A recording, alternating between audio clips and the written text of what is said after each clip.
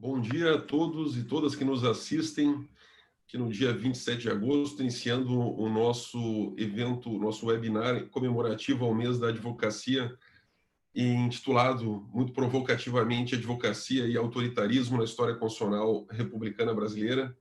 E é uma grande satisfação estar com um evento com personalidades tão ricas na nossa história recente. E hoje estamos aqui com os professores Lênio Luiz Streck e o professor doutor Fernando Augusto Fernandes, do Rio de Janeiro, nos prestigiando. O evento é uma iniciativa da Comissão de Estudos Constitucionais, presidida por mim, em colaboração com o doutor André Caran Trindade, nosso caro colaborador e também organizador deste evento. As duas temáticas colocadas para hoje como propositivas aos nossos palestrantes, às nossas palestrantes, hoje é a questão do protagonismo da OAB na Constituinte de 88 e como isso reflete hoje a OAB enquanto função essencial à justiça, quase como um, entre aspas, poder, segundo aqueles que nos acusam de um excesso de protagonismo, mas se nós temos, enquanto classe profissional, um protagonismo, é porque nós estamos garantidos pela Constituição e porque alguém nos entende importante, ou seja, a cidadania nos entende importante. Doutor Fernando, obrigado novamente pela sua presença. Fique à vontade, por gentileza. Eu agradeço, cumprimento de início o presidente Ricardo Breia, cumprimento o Anderson Teixeira e o André Trindade pelo convite, e o querido professor Lênio Streck. É uma honra, mais uma vez, estar no evento com o professor Lênio Streck. Nós estamos num momento, primeiro, que não podemos esquecer, um momento duro da história do país sobre a Covid-19 e os falecimentos de milhares de brasileiros, mas também em um momento importante de inflexão da nossa história democrática. A Constituição brasileira, ela seria, vamos dizer, a certidão de nascimento de nossa democracia. Em um país que tem um histórico de escravagismo, um histórico da ditadura de 37, né? Da ditadura de 64, da institucionalização da tortura, e chegamos a 88 com o renascimento da democracia brasileira.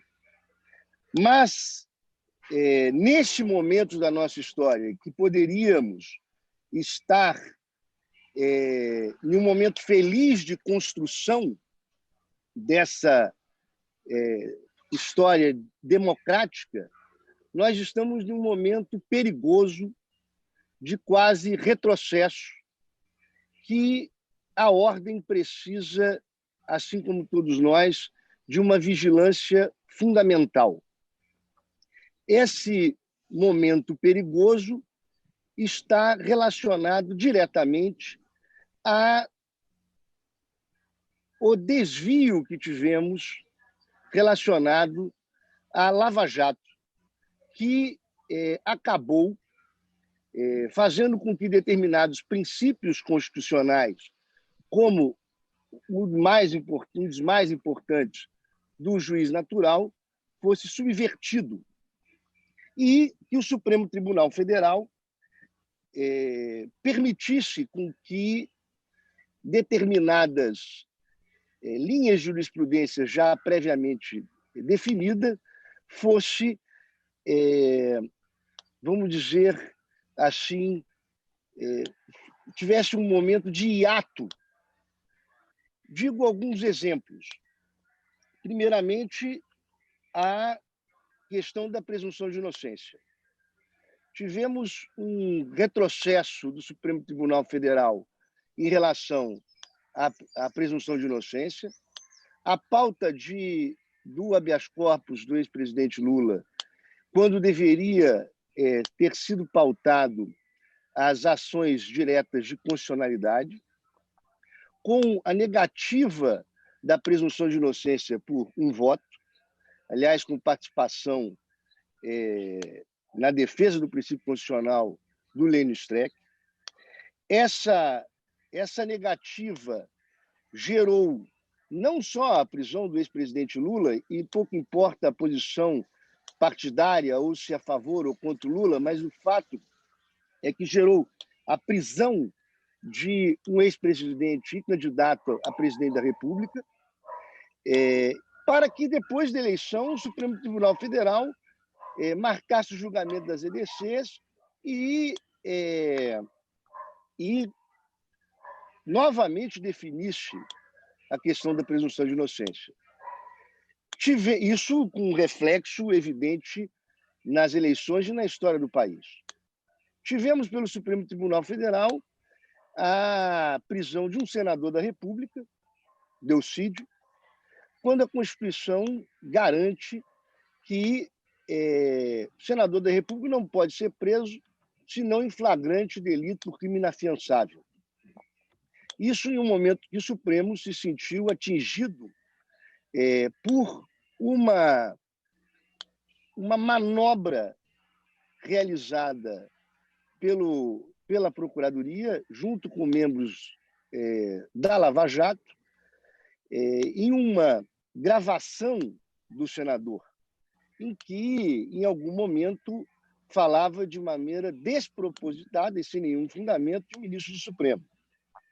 Bom, segundo a medida aplicada ao Aécio Neves, que teve a substituição da prisão preventiva por uma medida alternativa.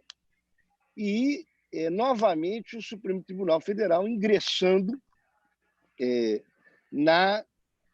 nos poderes legislativos, no poder legislativo. Essa sequência de fatos causou um enfraquecimento não só do poder legislativo, né, mas também do próprio Supremo Tribunal Federal, que recentemente tem sido vítima de uma série de fake news, tendo o Supremo, em razão da inatividade da Procuradoria na defesa dos ministros do Supremo Tribunal Federal, acabado por instaurar um inquérito interno no Supremo, um inquérito desse questionável do ponto de vista constitucional, mas com o objetivo de defesa do Supremo Tribunal Federal, que tem sido atacado institucionalmente. Há essas distorções, de alguma maneira, afastou o nosso caminho de construção diária da consolidação do nosso sistema democrático. Em uma aplicação, na verdade, a Constituição de 88, que é a fundante do nosso sistema democrático, ao mesmo tempo, ela não permitiu a democratização do Poder Judiciário e do Ministério Público. O Poder Judiciário foi o que menos foi oxigenado com a Constituição de 88. O Ministério Público, que passou a ter uma série de garantias essas bem formuladas, mas quando o Sepúlveda pertence e foi um articulador dessas garantias do Ministério Público na Constituição de 88, quando terminou a Constituinte, diz: presidente, não sou o Golbery, mas criei um monstro. Nós precisamos, neste momento da história do país, estarmos vigilantes na construção de uma jurisprudência que, como diz o Lênio Streck, diz ele, quando eu ingresso com uma ação, não quero saber o que o juiz pensa, mas quero que aplique a lei e a Constituição. Nós precisamos ter uma consolidação de uma jurisprudência democrática que não funcione como uma biruta em relação aos momentos políticos que estamos vivendo e ajude a consolidar o nosso sistema democrático. Esse retrocesso jurisprudencial acabou gerando a eleição do atual governo e neste ponto, alguns retrocessos em relação à consolidação mesmo histórica. O presidente acabou de anunciar que a lembrança da bomba que acabou vitimando uma secretária da Ordem dos Advogados. Portanto, esse tipo de lembrança e um Dia Nacional em relação a essa lembrança que vitimou a secretária da Ordem, um ataque à ordem, propriamente dito, deve ser um momento de vigilância em relação ao papel fundamental que a ordem tem exercido e a advocacia. E, nesse ponto, eu gostaria de ingressar propriamente na questão das prerrogativas profissionais. Nós estamos em um momento também que a advocacia está sob ataque, um ataque constante, tendo em vista que nós ainda não tivemos o reconhecimento devido do papel da advocacia no judiciário brasileiro. Nós temos inúmeros advogados sendo processados nesse país por exercício da profissão, não só na luta pela prerrogativa, e o próprio Lênio, nós temos atuado em favor de colegas que tiveram seus escritórios invadidos, que tiveram seus registros de entrada e saída de clientes apreendidos pela Polícia Federal, mas eu mesmo, hoje respondo uma ação penal por descumprimento de uma ordem do juiz de não gravar uma audiência. Sou patrocinado pela ordem, inclusive representado pelo Lênio e pelo Batóquio.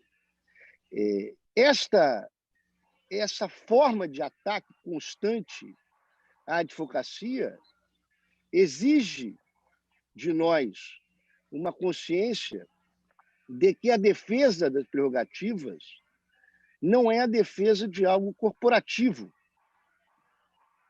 Ela é a defesa das garantias individuais da Constituição de 88 que se fazem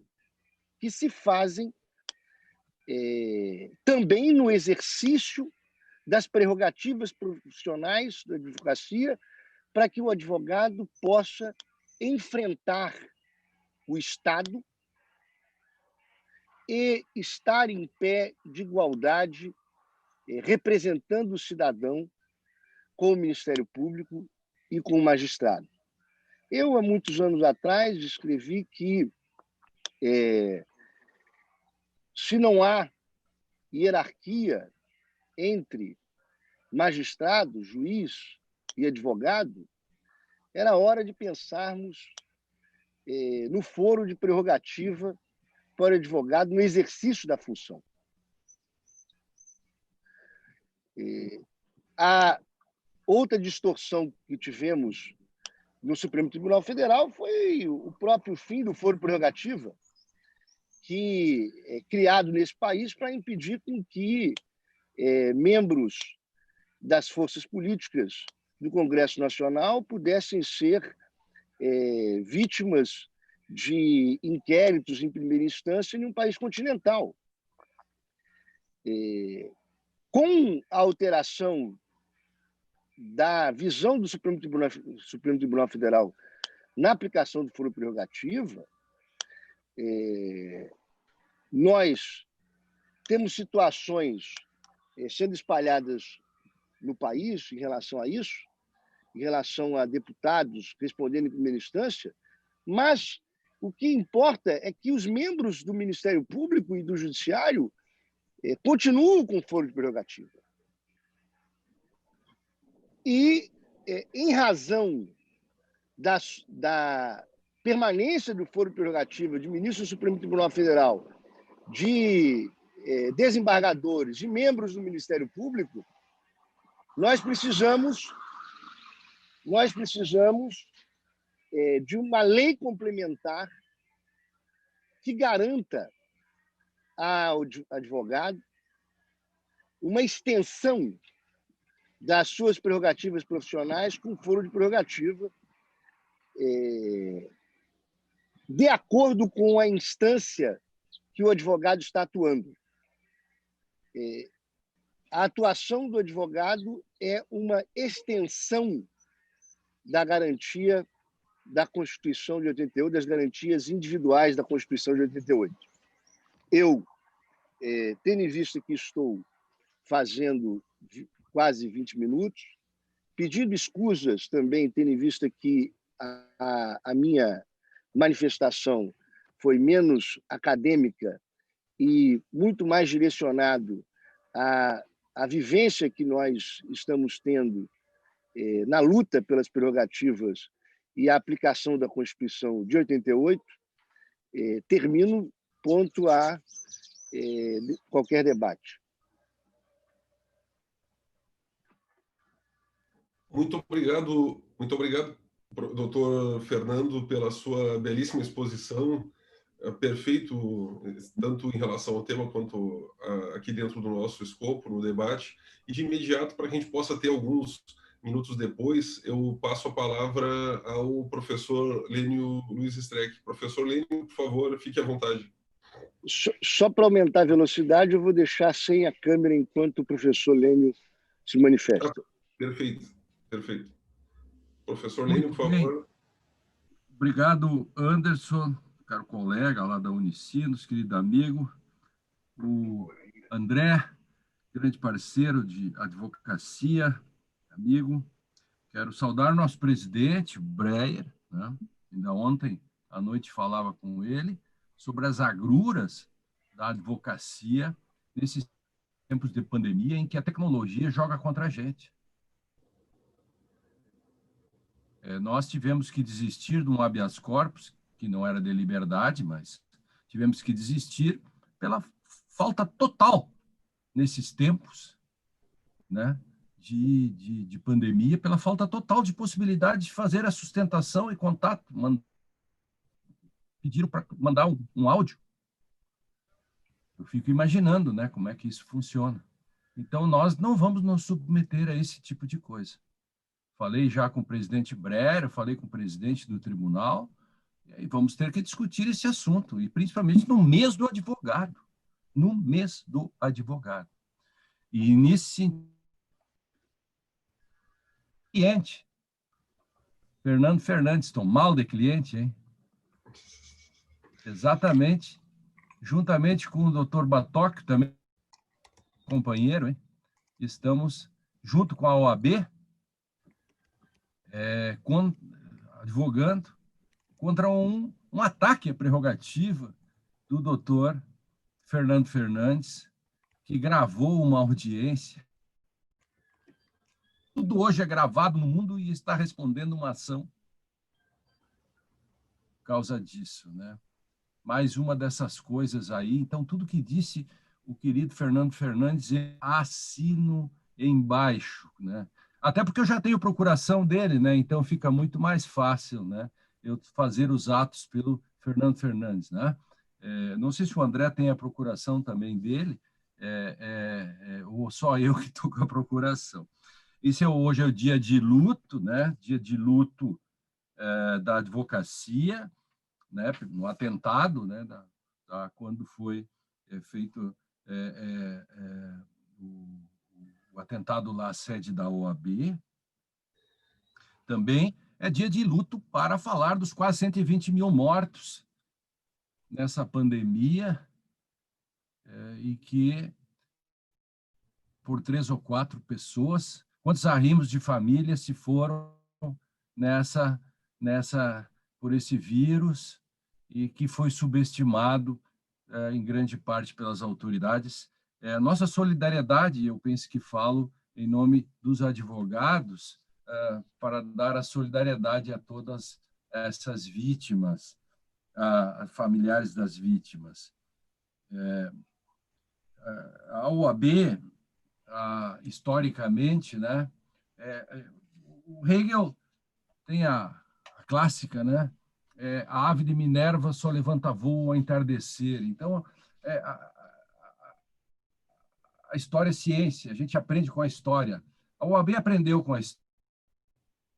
Se há uma instituição que aprendeu com a história, foi a Ordem dos Advogados. Não sei se os advogados, lato sensu, aprenderam com a história ou aprendem com a história. Mas a OAB, sim, André.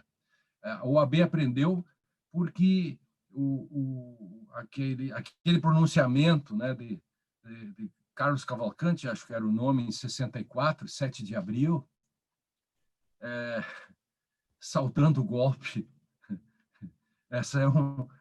Então, a gente aprendeu muito com isso, aprendeu. E depois, claro, veio o AI-5, e foi ambígua também, mas 72 em diante, até chegar a 72, tem Curitiba, 78 a Carta de Curitiba, aí 79 a anistia. Bom, a partir disso, a retaliação da própria, com a questão da bomba no prédio da OAB. Então, nesse sentido, na medida em que o tempo foi passando, a OAB foi aprendendo a não repetir erros e passou a ser vanguarda em muitas questões, porque logo depois, aí veio as diretas já, depois veio o pleito da Constituinte, e lá na Constituinte o papel da OAB e dos seus advogados, né, imagine, os próceres que representavam a advocacia, né, pensemos no comunismo de Nelson Jobim, quantas pessoas que tiveram protagonismo, né, advogados, e que ajudaram a construir esta Constituição, que eu quero falar daqui a pouco, né, da sua geografia, na questão do papel das garantias, o papel do advogado, né, dentro da história do Brasil, né? O direito, né? Imagine um advogado como Rui Barbosa, né, com a sua coragem, a questão do habeas corpus, o enfrentamento que fazia, então, com a Constituição de 1891, a democracia, digamos assim, juridicista que ele queria fazer, olha o otimismo que ele tinha apostando no judiciário, numa espécie de cópia de Judicial Review dos Estados Unidos. Enfim, esse histórico todo, e o Brasil atropelado por golpes, né? Tem a Constituição de 34, logo depois vem 37. Não é fácil ser brasileiro, não é fácil lutar pelas liberdades. Aí veio, imagina, a Constituição de 1937, a polaca, depois tivemos toda uma redemocratização, chegamos depois à Constituição de 46, depois as crises, suicídio de Getúlio Vargas, e todos aqueles episódios de 55, os sístoles e diástoles, né? Chegamos logo depois a eleição de Jânio. Jânio renuncia, assume, não assume, lá no meio estava a OAB com papel ambíguo, porque no fundo aquilo foi aquele plebiscito foi para resolver um problema, mas criou tantos problemas que acabou em 64, e já falei de 64, depois a Constituição de 67, né, uma Constituição outorgada, depois o terrível do AI-5, que proporcionou a escrita da Emenda Constitucional 69. Que Constituição é essa, né, que tínhamos? E dentro disso começa a surgir depois a reação da OAB, a reação no sentido da democracia, né, 72, 77, 78, Quando eu entrei na faculdade, fecharam, fecharam o parlamento. Incrível, né? Eu entro na faculdade, Anderson, e logo veio o pronunciamento, Sua Excelência, o Presidente da República do Brasil, Ernesto Geisel, comunicando que, usando as faculdades do AI-5, coloco em recesso o Parlamento brasileiro, cancelo as eleições de 78 e instituo o pacote pelo qual teremos senadores biônicos, coloco um torniquete no movimento estudantil. Eu estava lá no meio. Nós sobrevivemos. Os jovens não sabem de todas essas coisas. Acham que as garantias são coisas de disposição. Hoje a gente fala em cláusula pétrea, alguém diz, mas uma Constituição não pode ficar engessada. Cláusula pétrea é o quarto do pânico da democracia. E se os advogados não souberem disso, que muitos juízes ou que parlamentares não saibam, ou que... Mas o primeiro, aquele que tem a obrigação cívica de se indignar contra autoritarismos é o advogado. Aliás, nos Estados Unidos não tem só o direito de se indignar, existe o dever de indignação, chamado The Duty of Outrage, que pode ser aqui incorporada, aliás, na petição de defesa do nosso querido Fernando Fernandes, está lá. Nós falamos no outrage, no dever que nós temos de indignação, duty of outrage. Então, a ave de Minerva só levanta voo ao entardecer, e nós aprendemos. Veio a Constituinte, construímos a Constituição, a OAB estava presente, os advogados presentes na construção da Constituição. Criou-se o Ministério Público com os poderes e com as garantias da magistratura. Achamos, e eu, 28 anos, achei isso, que o Ministério Público seria como uma grande magistratura, porque ela tem as mesmas garantias dos juízes. E vejo com o tempo que o Ministério Público transforma-se num acusador sistemático. Isso tem que ser dito. E vejo outra coisa nesse mês da advocacia. Vamos lá. A Constituição, remédio contra maiorias. Outro dia eu vi um estudo genial, Anderson, que diz assim: a Constituição tem tantas vezes a palavra direitos e tão poucas vezes a palavra deveres. E eu pergunto, cara pálida, a Constituição é uma carta de direitos, homem. Veio lá de João Sem Terra. É uma Constituição, uma carta de direitos. Ela é um remédio contra maiorias. Esse é o ponto. Tem cláusulas pétreas. Não aprendemos nada com a mitologia. Ulisses só consegue sobreviver porque ele tem cláusula pétrea. Como é que você constrói a cláusula pétrea? Amarre-me ao barco, ao mastro. Não bastaria, porque ele poderia mandar se desamarrar, porque ele era o dono do barco e as sereias o convenceriam. Como é que ele se salva? Ele se salva de si mesmo. Ele diz, amarre-me ao mastro é a minha primeira ordem. A segunda ordem, não obedeço mais nenhuma outra ordem minha. Ponto, acabou. É como no Brasil, pena de morte. 100% das pessoas podem clamar por pena de morte, não pode fazer. As cláusulas pétreas impedem, eles são a garantia contra nós mesmos. E neste mês da advocacia, se a gente fosse desenhar a Constituição no quadro, nós veremos a primeira coisa. Os direitos, André, eram lá no 153 em diante, na Constituição passada. Agora estão no início. Por quê? Porque eles são antes. Então, nós temos os objetivos da República, depois nós temos o artigo 5º. O artigo 5º é um fosso de jacarés que nos protege contra a barbárie. as garantias contra o grande, contra o autoritarismo. E aí vem o que eu quero dizer sobre o Ministério Público, sobre o Poder Judiciário. Nós temos as garantias postas no artigo 5º como um muro no início da Constituição que impede o autoritarismo. E essas garantias nós temos o Poder Judiciário e o Ministério Público que deveriam garanti-las para nós contra o próprio Estado. Agora, quando o Judiciário ou o Ministério Público se alia ao grandão, que é o Estado, contra o cidadão, não faz sentido aquele fosso que foi colocado para nos proteger contra a barbárie. Ou seja, e voltamos a uma pré-modernidade. A modernidade que nós fizemos a opção forçada entre civilização e barbárie, com Hobbes e tal, agora nós temos toda uma representatividade no sentido de que tem um pacto pelo qual nós temos, de um lado, a civilização e, do outro lado, a barbárie, só que ela não é inexorável porque nós temos todas as garantias para nos defender, para nos proteger. E aí nós temos instituições que devem nos proteger.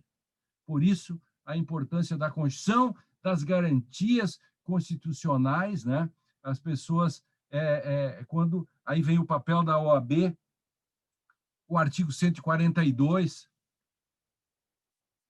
a OAB foi forte, juntamente com advogados como eu e tantas pessoas, para fazer um constrangimento, para impedir que se fizesse um balão de ensaio para dizer que as Forças Armadas seriam aquelas que velavam pela democracia como uma espécie de poder moderador, e lá estava a OAB. Logo que saiu a nova decisão no 126.292, o presidente Lamáquia e o Breda falaram conosco, André e eu e mais algumas pessoas, e lá estávamos nós, desde o primeiro dia, a ação declaratória de constitucionalidade, levamos 3 anos batalhando, agora vai sair o livro historiando tudo isso, para finalmente chegar à vitória da presunção da inocência. E durante isso lutamos, inclusive, contra advogados, lutamos contra parte da comunidade jurídica, 60% mais ou menos se colocavam contra as próprias garantias, a própria presunção da inocência. Fôssemos médicos, em muita parte estaríamos fazendo passeatas contra vacinas e antibióticos, né? Então, o jurista, o advogado, nesse mês de agosto, né, olhando para trás, aprendendo com a história, com a ave de Minerva, nós temos muito para sustentar o presente, com as lições da história e não cometer no futuro novos erros. Então, lá está a OAB no 142, lá está a OAB defendendo o Supremo, junto com advogados como eu e outros, contra o contempt of court, que a Suprema Corte tem sofrido, e lá a nossa instituição, com muita honra, eu faço parte da Comissão de Estudos Constitucionais, lá estamos para defender as liberdades públicas, todos os dias estamos nesse sentido, eu me orgulho muito, né, de estarmos, mesmo com todos os problemas que temos hoje, Antônio, querido Fernando Fernandes, nós temos motivos para comemorar. Mas temos uma luta cotidiana. No macro, nós temos a democracia. E no micro, nós temos a cidadania. A cidadania dos que nós defendemos e a cidadania nossa mesmo. A cidadania do advogado. O exercício, hoje, da advocacia cotidianamente um exercício de humilhação, de pedição, de ficar como a deusa Penúria no banquete de Platão, alimentando-se com os restos que caem no grande banquete, entendeu? A questão é saber se nós temos capacidade de criarmos Eros, o Eros, o deus da vida, do amor, enfim, se encontrarmos no final da noite o deus engenho astuto, em que possamos juntar a penúria cotidiana e dali fazer nascer a vida dos direitos. Então, quando os advogados ou quando alguém me diz, olha, temos direitos demais, afinal, a Constituição ela não resiste à voz das ruas, eu digo, vamos fazer o seguinte, pegue a Constituição anterior, eu pego esta aqui, pegue você o Código de Processo Civil anterior, eu pego este.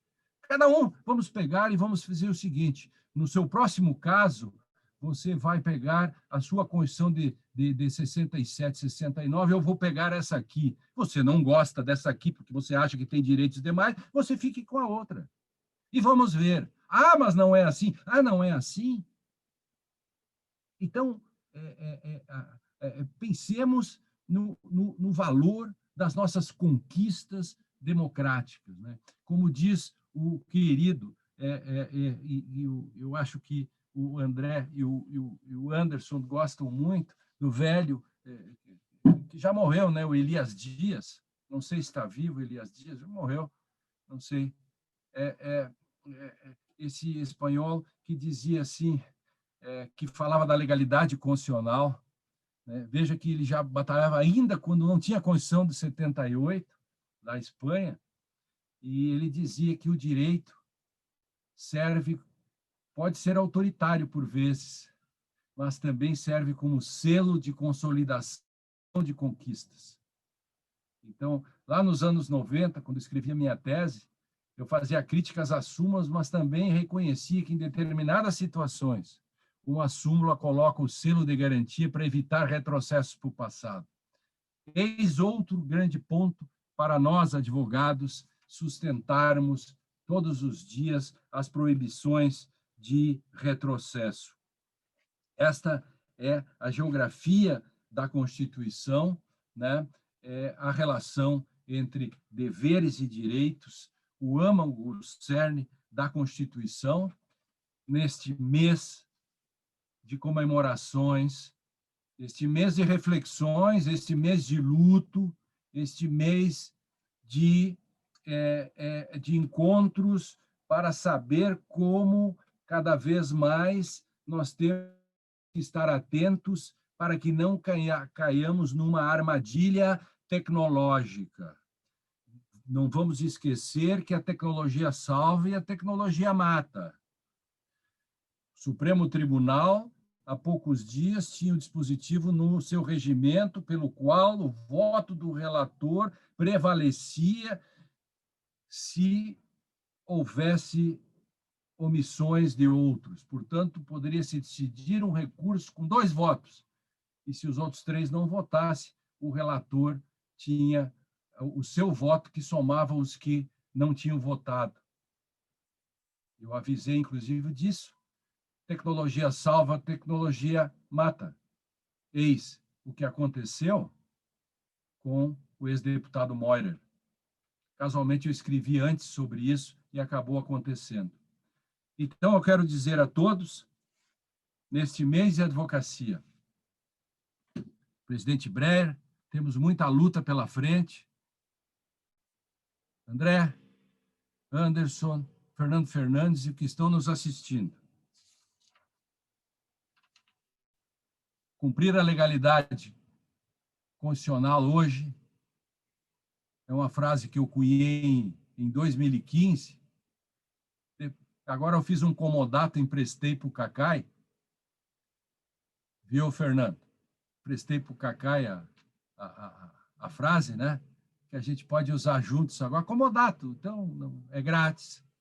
Cumprir a legalidade constitucional hoje é um ato revolucionário,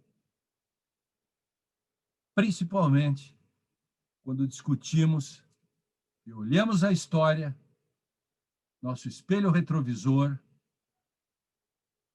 refletimos o presente, olhamos para frente para não cometer novos erros e sabendo que temos muita coisa no macro e temos muita coisa no micro para defender na qualidade de advogados. Eis a questão, minha homenagem ao mês do advogado, à nossa instituição da advocacia, também à ABI, eu também faço parte, aos meus colegas, Anderson, André, Fernando Fernandes, a todos que estão assistindo. Stoic Mujik, que é o meu lema, o grande advogado Sandoval, do filme Ponte dos Espiões. Você só sobrevive quando você apanha e levanta, porque se não levantar, morre simbolicamente. Stoic Mujik. Muito obrigado, professor Lênio, pela sua belíssima exposição, por tratar desse tema aí que é tão caro, assim como o doutor Fernando também muito habilmente tratou desse tema tão caro para nós aqui das garantias ao longo dessa nossa história constitucional. Felizmente já não tão recente, de 88, já estamos aí para mais de 30 anos de Constituição, mas que ela, com o tempo, ela foi afirmando certos nortes, certas balizas, que elas foram se naturalizando e muitos entendendo-as como problemas. E essas garantias, esses excessos de garantias, são vistos por muitos como problemas, como se a Constituição ela tutelasse apenas o indivíduo e não tutelasse a sociedade. Parece, ao meu ponto de vista, parece evidente que há um esquecimento nessas teses de que o direito penal, antes de tudo, ele tutela a sociedade. Ele não tutela nem o Estado, ele tutela a sociedade. E eu queria trazer um questionamento para os colegas, aqueles da nossa muito ilustre plateia que nos acompanha, que quiserem encaminhar algum questionamento, pode colocar individualmente para todos. Anderson, se você me permite uma pergunta privilegiada ao Lênio. Sim, à vontade, doutor Fernando. Diga. O Lênio começou, inclusive, dizendo da desistência de um habeas corpus em razão da impossibilidade de sustentação oral. E eu queria tocar em um tema, já que falamos de direitos da Constituição, e que é uma carta de direitos e não de deveres, em uma questão polêmica, que é o dever do advogado de vigilância constante nas garantias individuais. E, nesse ponto, quero tocar em um tema que é a pressão que agentes do Estado fazem com presos para substituir advogados, para permitir com que advogados combativos sejam substituídos por advogados que têm o objetivo de permitir com que o preso assine delações premiadas e logo em seguida, e logo antes, inclusive, a desistência de habeas corpus, como tem ocorrido inúmeras desistências de habeas corpus nesse país afora, logo em conjunto com a delação premiada. Então, eu perguntaria ao Lênio como enxerga os deveres do advogado na vigilância da Constituição em relação a este momento de delação premiada. Eu disse em um artigo meu que o seguinte, que o advogado não pode assinar confissão quando sabe que o que confessou foi torturado. E, da mesma maneira, não pode postar sua assinatura quando verifica que há pressões para a substituição de advogados e de desistências de habeas corpus. Essa é a pergunta, Lênio. Muito obrigado, doutor Fernando. Passo imediato ao professor Lênio. Essa é uma questão que já discutimos muito, né? Isso aconteceu muito na Operação Lava Jato, aconteceu com você, com o Batoque, uma série de pessoas, né? E nesse sentido, de novo, eu volto àquela questão. Se nós temos o artigo 5º, por que ele está lá, bem no início da Constituição?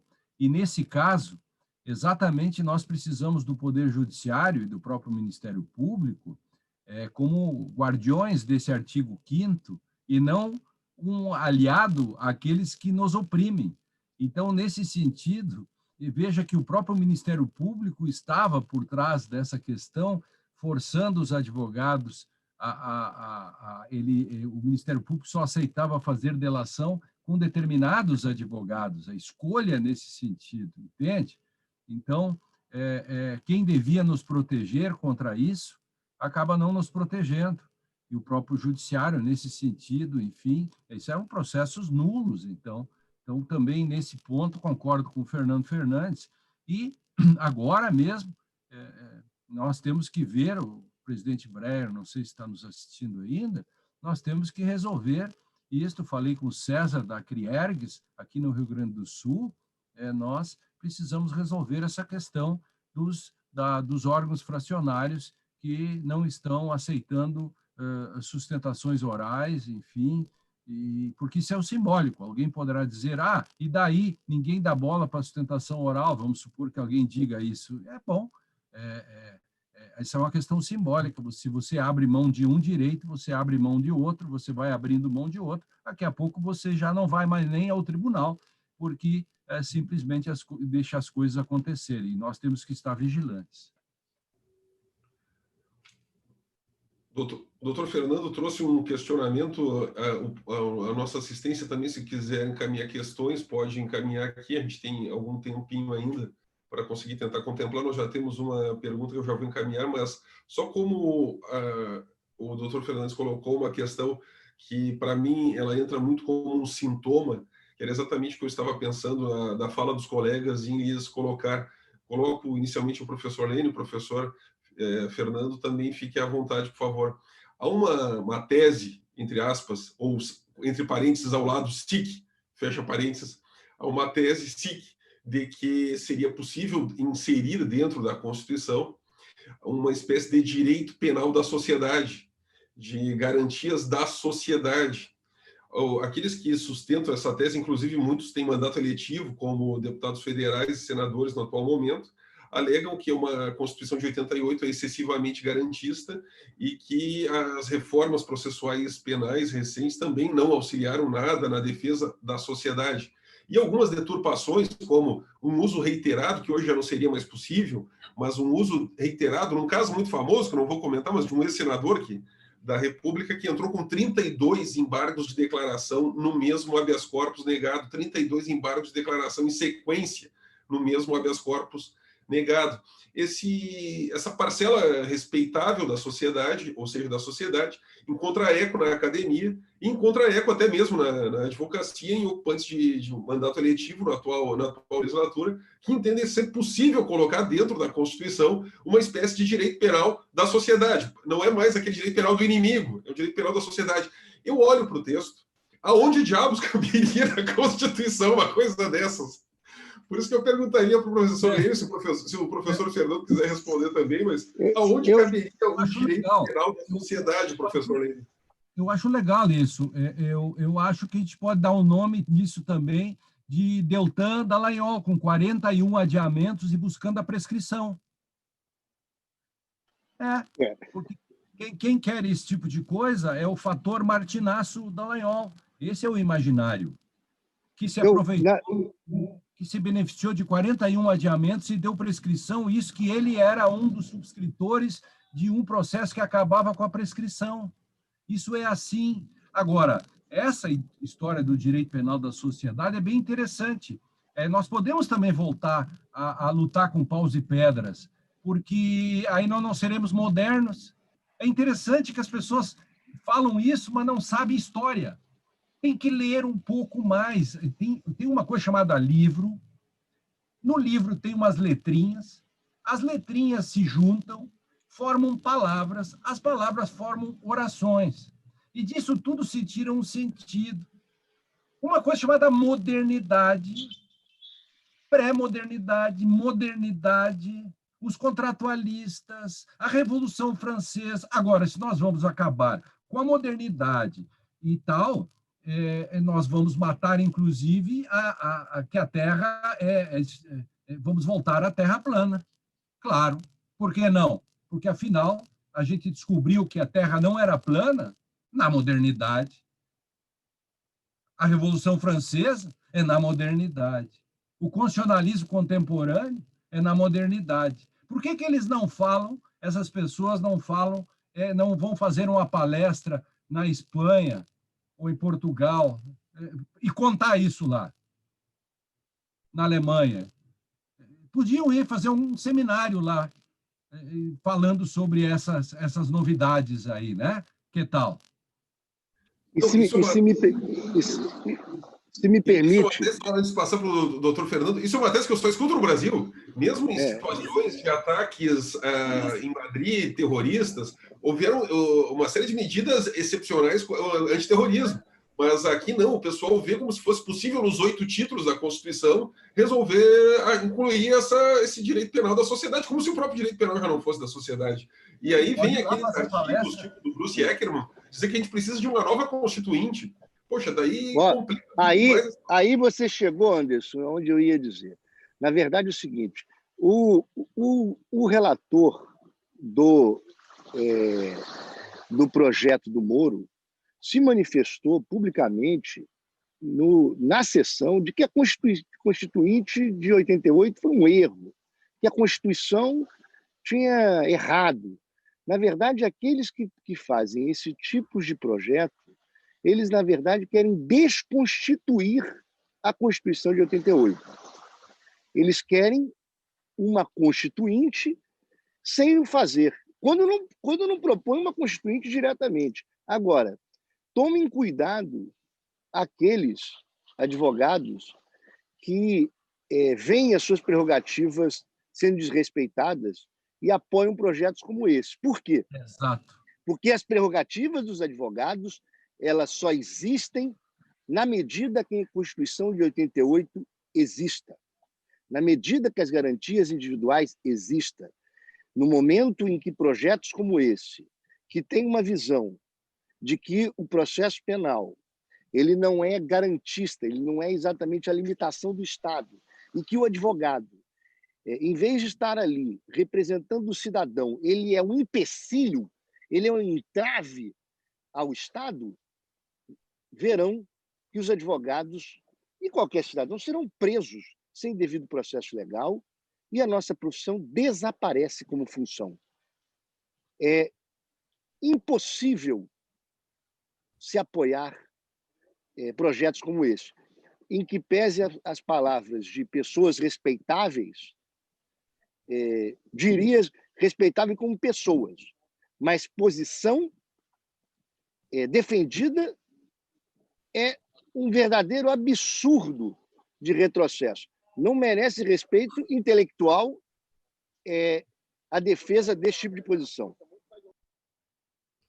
Doutor Fernando, muito obrigado pela sua reflexão e realmente a gente percebe isso até mesmo dentro de um caldo, e aí eu já vou fazer um gancho para a pergunta que nos foi colocado pela Juliana Ferrari, pela colega Juliana Ferrari. Há um novo ambiente, um ambiente inclusive o qual nós estamos, onde tudo se resume a poucos caracteres e as coisas ficam muito fáceis. Por isso que há uma espécie de escatologia quando nós temos um caso envolvendo pedofilia, um caso envolvendo feminicídio, um caso envolvendo determinadas pessoas que são mortas e o agressor ele sai, vamos supor, solto, ele não responde o processo preso. Tudo isso ganha uma outra dimensão. E a advocacia ela ainda está dentro de um quadro, como o professor Lênio coloca, um quadro moderno. E nós passamos agora para uma realidade meio pós-moderna. E dentro dessa reflexão que eu queria perguntar para os colegas, aqui nós vivemos, dentro da nossa história constitucional, que é o que a colega Juliana Ferrari coloca, nós vivemos agora uma nova situação dessa nova advocacia 4.0, de um direito digital nas várias áreas, e tudo agora ocorrendo por plataformas jurídicas. E como é que os colegas entendem nesse momento ainda incipiente, esses poucos anos, bem ou mal poucos anos que nós estamos nesse novo mundo digital, virtual, como os colegas entendem que isso pode se colocar frente às prerrogativas dos advogados e as garantias processuais, aquelas que estão lá cristalizadas, felizmente, e espera-se que perenemente no artigo 5º, como é que os colegas entendem que a defesa dessas prerrogativas dos advogados e das garantias processuais, elas podem se dar nessa nova advocacia, nesse novo ambiente, elas podem ser mais facilmente atacadas ou, de repente, ter aqui um espaço melhor de defesa? Professor Lênio, professor Fernando, quem gostaria de iniciar? Professor Lênio? Fernando. Eu posso, desculpe que saiu um minuto. Eu entendo o seguinte, que não existe nova advocacia 4.0. Essa é a minha opinião. A questão digital é um mero mecanismo. As mudanças não ocorrem porque existe mecanismos digitais ou não. Na verdade, o que nós temos que impedir é que utilizem a tecnologia para extirpar a participação democrática do advogado. Exemplo, julgamentos virtuais, que não permitem sustentação oral. Como o Lênio disse, que permitem votos sem o cumprimento do artigo 93, inciso 9 da Constituição Federal, sobre a publicidade do julgamento, o debate. Mas isso é a utilização da tecnologia para os fins de arbitrariedade. Não há uma mudança. Há a utilização do mecanismo para os fins da arbitrariedade. Da mesma maneira que o mecanismo.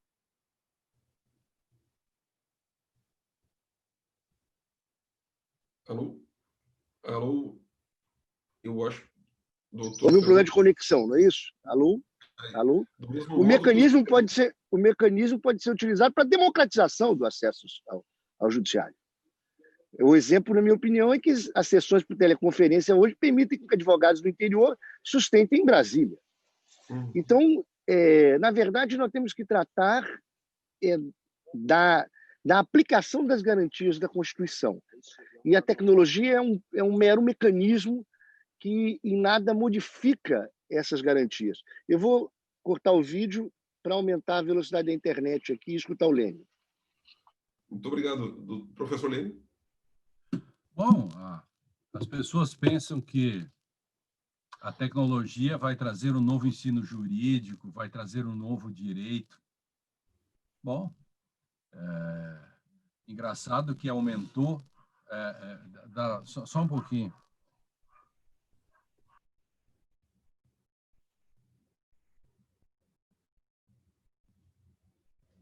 Só um ajuste que o professor Lênio está fazendo ali na sua tela, só para seguir nessa reflexão que o doutor Fernando fez, esses julgamentos virtuais, inclusive é objeto agora da presidência da nossa seccional, na pessoa do doutor Ricardo Breia, é uma pauta aqui central hoje na advocacia do Rio Grande do Sul, porque você tem as garantias completamente obliteradas, para não dizer removidas.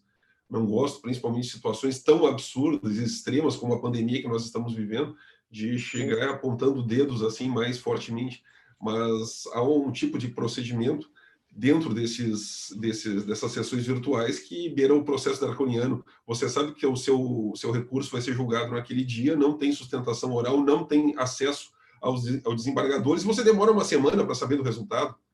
É algo que, se a gente contasse isso em dezembro, iriam dizer que eu estou falando que vai chegar o coelhinho da Páscoa e não o Papai Noel. Iriam dizer que eu estou acreditando em... Anderson. Mas é inacreditável. Professor Lênio, voltou aí? Eu quero... porque eu fui fazer uma coisa prosaica. Eu fui abrir a porta para entrar o técnico para arrumar minha internet. Eu estava esperando desde as 8 da manhã, mas ele deu o horário de 8 ao meio-dia. Assim. E eu fiquei todo o tempo na tensão aqui. Em que momento isso aconteceria? Justamente quando eu sabia que ia acontecer, justamente quando eu estava respondendo uma pergunta. Eu quero ver alguém nessa velocidade que as pessoas pensam resolver um problema, por exemplo, de coerência e integridade, e colocar numa frase como querem os legal tech, um negócio desse aí, que tem hoje aí, design e tal e coisa. Então, nós estamos criando ficções, nós temos que cuidar, o Fernando tem razão, isto é só uma ferramenta para fazer bem para a gente. Eu sou o Lênio Streck, escrevo minhas coisas, mas não é a tecnologia que faz para mim. Eu uso como uma ferramenta. E ela não me substitui, as pessoas têm uma ilusão de que o conjunto de informações que a internet traz faz com que as pessoas fiquem mais inteligentes. Elas têm mais condições de fazerem conhecimento a partir de informações, mas as informações por si só, se isso valesse, nós teríamos menos idiotas no mundo, e o número de idiotas aumenta vegetativamente na medida em que temos mais tecnologia. Então, não é disso que se trata. Então, como disse o Fernando, e você mesmo, Anderson, dizia, o André sabe dessas questões todas, tecnologia é bom, é ótima. Eu não quero o lápis de volta. Eu não quero a Remingtrônica ou a outra máquina de volta de escrever. Eu só não quero que a tecnologia me tire direitos e direitos do meu cliente. e nas outras profissões também. Eu não quero que as pessoas percam o emprego por causa da tecnologia, porque aí a tecnologia está fazendo mal. É uma coisa muito simples, e as pessoas têm que entender que enquanto não inventarem um chip para ler Dworkin em 1 minuto, elas vão ter que lê-lo em 5 dias. Não tem como substituir isso. Então, vamos entender dos limites da tecnologia. Caso contrário, Lênin, eu faço até uma outra posição aqui. Chegaremos ao extremo de o seguinte, de ter juiz computador. E por que não advogado computador? Esses dias o Alexandre Moraes da Rosa escreveu o livro do juiz robô e tal, como ensinar um robô a julgar e tal, mas não é a crítica, é no sentido de que ele admite mesmo isso, ao que sei. E isso me assusta, isso me assusta.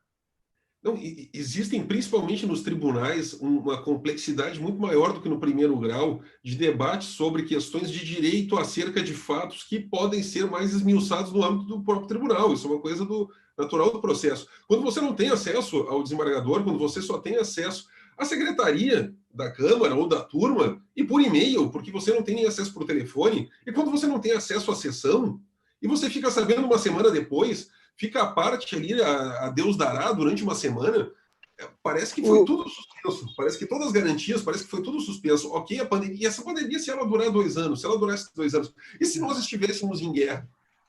Como há um trecho... Ficaria com tudo suspenso também, é isso que eu me coloco. Há um trecho do livro antigo do Alberto Silva Franco, sobre crimes hediondos, que ele coloca a mudança das arquiteturas dos tribunais, que foram criando corredores, portas, cancelas, e foi isolando o juiz do advogado e do público. Na verdade, a utilização da tecnologia como forma de isolamento do juiz é uma construção de uma arquitetura digital de afastamento. Mas, repito, eu estou com o Lênio no ponto, e Anderson. O que importa é amadurecermos a aplicação da Constituição. Que o juiz tem o dever de atender o advogado pela prerrogativa profissional, tem o dever de atender a parte, está na lei complementar da magistratura, a quem o procure. E se há um amadurecimento cultural em relação a isso, que vem a tecnologia, que a arquitetura e a tecnologia estarão nesse sentido. Muito obrigado, professor Fernando, professor Lênio, aos colegas que estiveram aqui presentes. Como não estamos com questionamentos, eu fico como mediador fazendo um filtro ou adaptação para tentar dar um certo contexto. Eu acredito realmente que quando eu conversava com o André na organização, nós pensávamos até sobre essa temática autoritarismo, e depois quando a gente tinha feito ali em julho o evento sobre o fascismo, como certas coisas parecem temporais e parecem muito associadas à política, por exemplo. Mas se nós vimos esses autoritarismos tão institucionalizados, tão fortes no século XX, agora nós talvez corramos o risco de ver autoritarismos digitais. Por isso, respondendo ainda, pensando sobre essa questão que a colega Juliana traz aí, talvez esses autoritarismos digitais eles não sejam muito mais presentes no nosso cotidiano do que esses devaneios de eventuais lideranças políticas que, de modo desarticulado, deixam transparecer os vieses. Faço uma pergunta a você, Anderson. Nós estaríamos falando de autoritarismo digital ou mero autoritarismo? Que se faz por meio digital, ou que se faz por meio da arquitetura, ou que se faz por meio... Não há mudança, né? Sim. A tecnologia é um meio que o autoritarismo usa.